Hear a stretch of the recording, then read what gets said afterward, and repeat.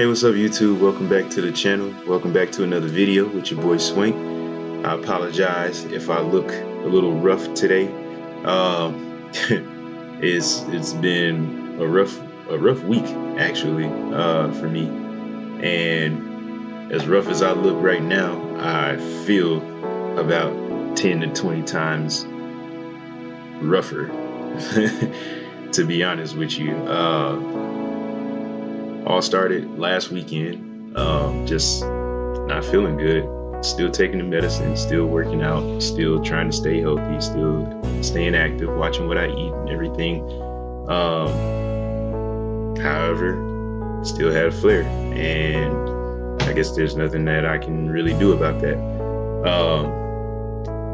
Still pushed through and stuck with my workouts when I could. If the pain was too bad and I didn't do it, sometimes I put up the video, sometimes I didn't.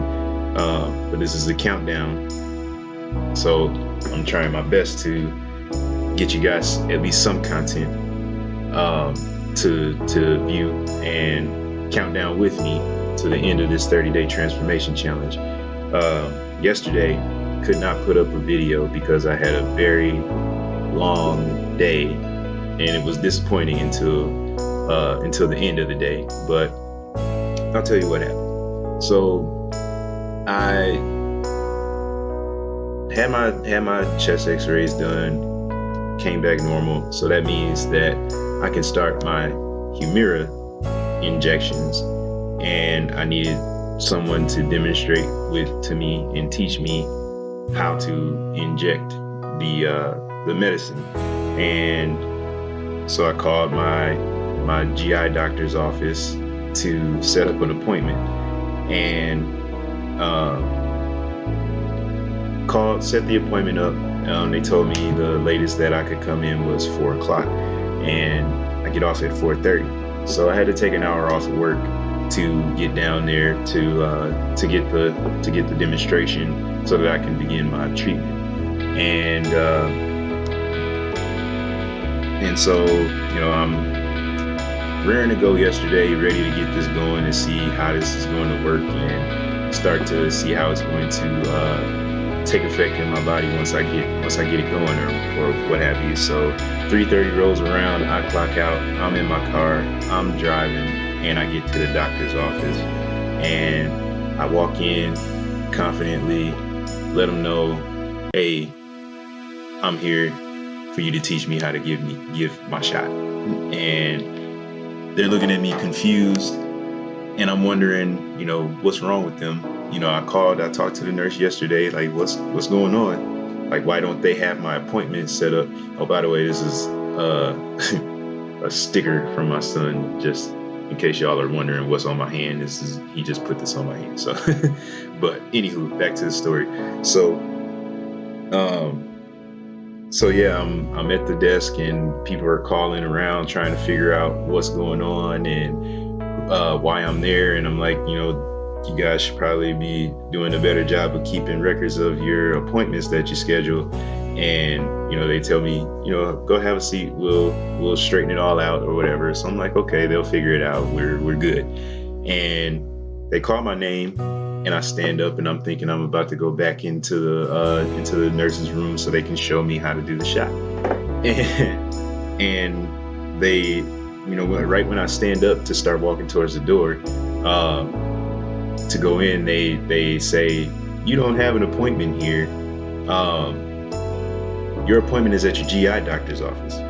So it turns out that I mistakenly went to my primary care doctor's office.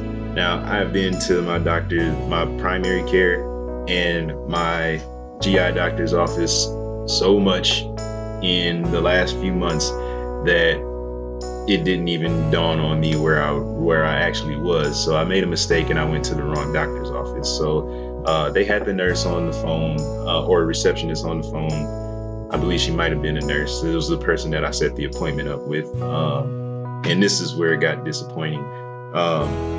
So, it's 4 o'clock, 4:15, and the office closes at 4:30, I believe. And I'm talking to the receptionist at the GI office, and she says, you're gonna have to reschedule. And I'm like, well, how long does it take to demonstrate how to give this shot? I'm only 10 minutes away. Like, can't you make an exception just to show me how to do the shot or whatever? Because this is medicine. This is something that I need. And she says, well, no, the problem is that our offices are closed or our doors are locked. And I'm like, you're still in the building. Unlock the door and show me in like 0.2 seconds how to give myself the shot, and then you can go home. It's not even 4:30, or it won't be 4:30 by the time I get there. And so I'm asking and saying, can't you make an exception? She's adamantly saying no. And I understand from a perspective of you have office hours that you normally operate in between. Everybody does. Everyone who has a job, you have normal hours of operation, and once those hours of operation are done, then you go home. However, given the fact that these hours of operation were not done, I believe they closed at 4:30, and it was only going to take a few seconds to show me how to inject the medication. And given the fact that I had made a mistake, and this is something that I actually need for my health, I would think that, as a person, especially in the health profession, you could understand why I would, or you could have a little bit more compassion and make an exception this one time, because I just made a mistake. It's not that big a deal, and I'm only 10 minutes away, so I'm not taking up your entire night. I'm not gonna ruin your dinner. You're not gonna miss dinner if you make it home 10 minutes later than you normally do. And so, I asked the nurse, like, can't you make an exception? She says, no, our hours of operation, or everybody has hours of operation, and you're 30 minutes late, and basically just rude, actually, and inconsiderate, unkind, just no compassion, no sympathy, not a care for anything. And she says, well, are you out of your prednisone, or do you still have some to last you through the weekend? And I said, no, I'm completely out of prednisone, which I was. I had taken my last two pills that morning, and I had no more prednisone. So given the fact that I am going through what I'm going through, I'm having a flare, and I'm not feeling very well, I'm tired, like getting through my workouts. Like, I did a workout today, deciding whether or not I was going to record it, and oh man, it was harsh getting through that workout, and I felt every bit of it, and given the stomach cramps on top of that, on top of working out, like, didn't bode well, but I got through it, and I did all of my reps and everything, but all the while I was cramping up, my stomach cramping up, my feet were cramping. Man, it was rough, and my push-ups, I got through them, but they were harder this time around. Like, everything just felt a lot rougher. Everything felt a lot harder to get through. But I did it. And anywho, I kind of got off tangent here of what I was saying, but yeah, I was completely out of the prednisone. So she said she could see if she could prescribe some, or she could get some more. Mind you, she couldn't get to the doctor. I think the doctor had taken off the entire month or whatever. So I had an appointment scheduled. I had to push that appointment back, maybe about a week or two or something like that, because he had decided to go on vacation, which is fine, whatever. But still, like, I'm in a new situation where I've never been in this situation before. I don't know what's going on with my body other than what I've researched. I don't know, when I go through pain, what's actually happening. I don't know if it's something that I should be calling about, or if it's something I should be sitting and waiting through, or if there's something I should be taking because of it, or whatever. But it seems that these people are just not available, and it's very frustrating. It's very disheartening to go through that. And I'm not going to say who I see or where I go to get my treatments and everything, because I'm not trying to put a bad name on anybody or anything like that. Because this very well could be the standard practice of all doctors dealing with people that have chronic illnesses. I don't know. I've only been diagnosed since February, and I can't say the doctors are terrible or horrible or whatever. It's just that in my time of need, sometimes, a couple times, it's felt like there's been less compassion, less care for what I'm going through. And I that doesn't sit well with me. And if it continues, then I'll have to find somewhere else to go. But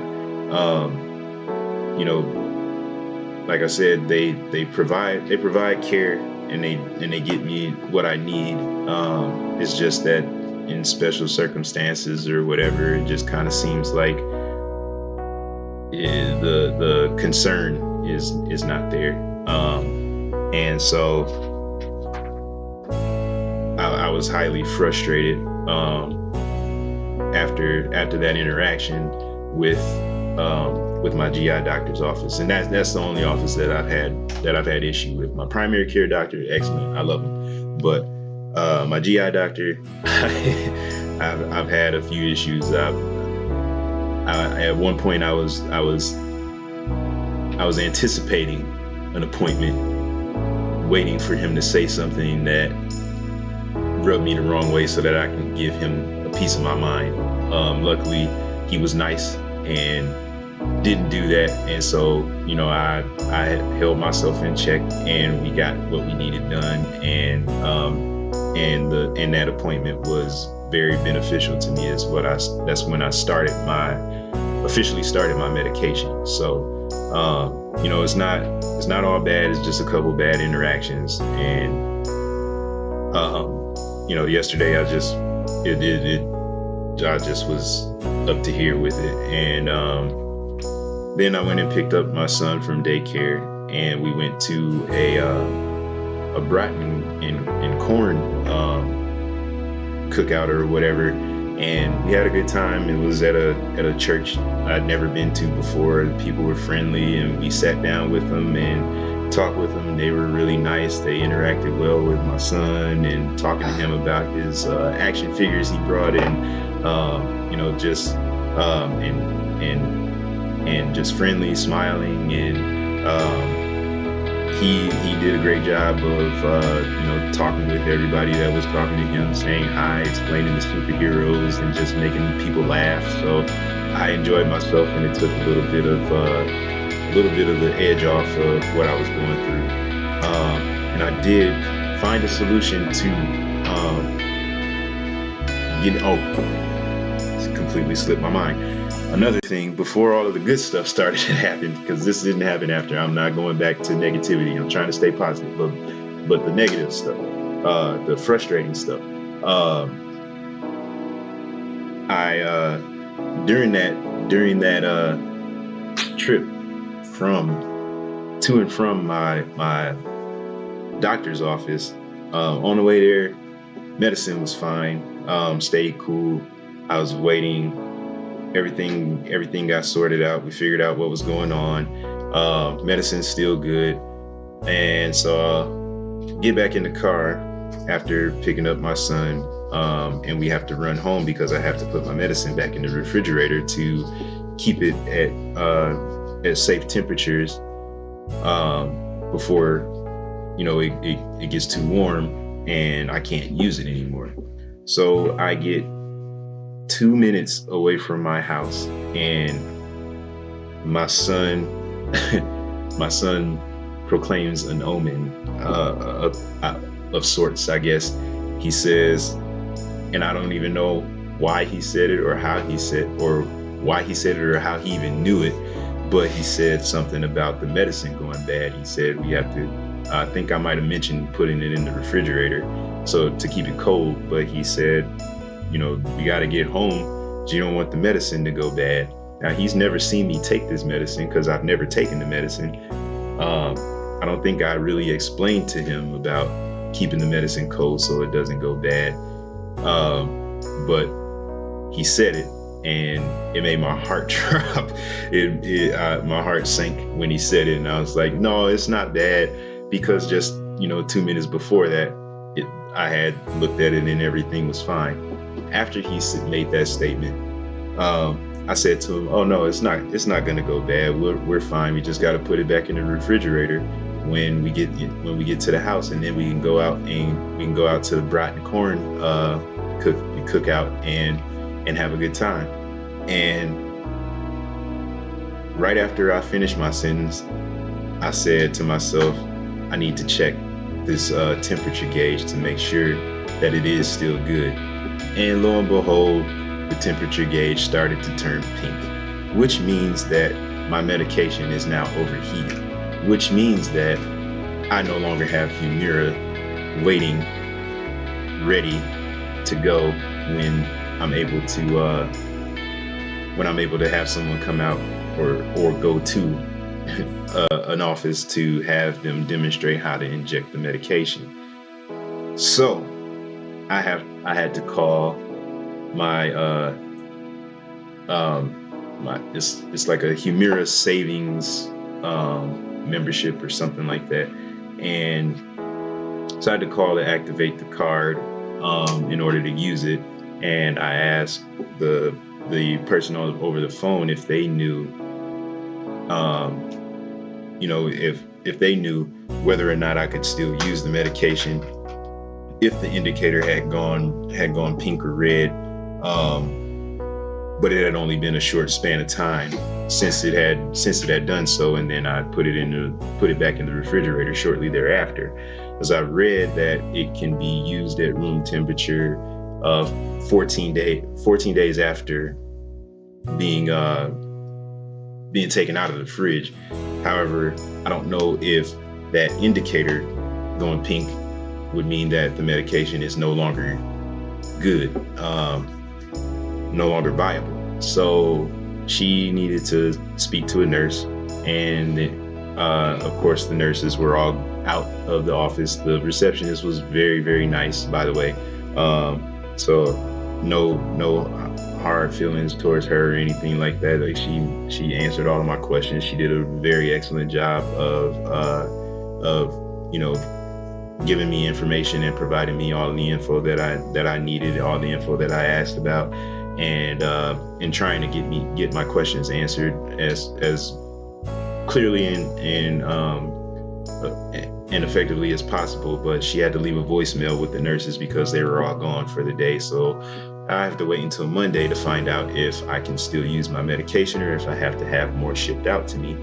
And she also let me know that this is where things start to pick up on the positive side. She also let me know that instead of trying to schedule an appointment, I could have my Humira ambassador, which I'm now assigned to have one. Someone's going to call me on Monday and, give me information and, provide, what's the word I'm looking for?